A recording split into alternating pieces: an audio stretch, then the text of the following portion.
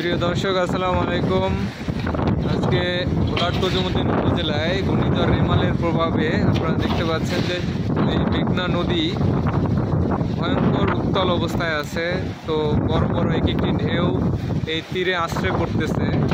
তো এখানে পাথরের গোলক দেওয়ার কারণে নদী সেভাবে ভাঙতেছে না, কিন্তু যদি এই পাথরের গোলক না থাকতো তাহলে কিন্তু এই ঢেউয়ের আঘাতে দেখা যায় এখানকার অনেক ঘর বাড়ি বিলীন হয়ে যেত।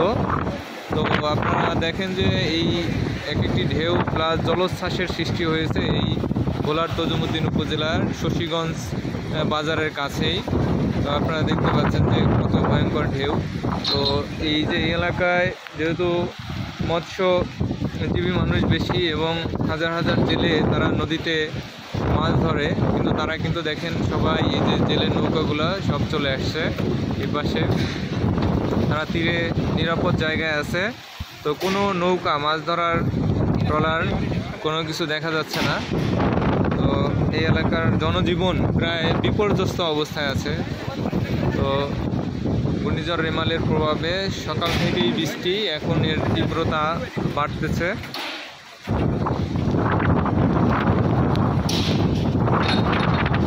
এই এলাকায় ব্যাপক আকারে প্রস্তুতি নেওয়া হয়েছে যাতে ঘূর্ণিঝড় রেমালের প্রভাবে ক্ষয়ক্ষতি কিছুটা কমিয়ে রাখা যায়।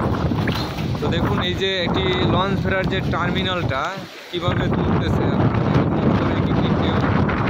তো মানে এটাকে একবার উপরে উঠাচ্ছে আবার নিচে নামতেছে, একটি ভয়ঙ্কর অবস্থা।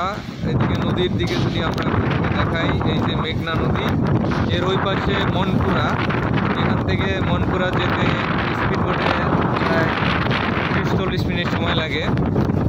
তো এই যে বিশাল নদী এবং পুরো নদীটাই উত্তাল অবস্থায় আছে এখন। গাছপালা সব বাতাসে উঠতেছে, একটি ভয়ঙ্কর একটি অবস্থা। সবাই নিরাপদ থাকুন, ঘূর্ণিঝড় রেমালের প্রভাব থেকে সবাই নিজেকে সুরক্ষিত রাখুন। তো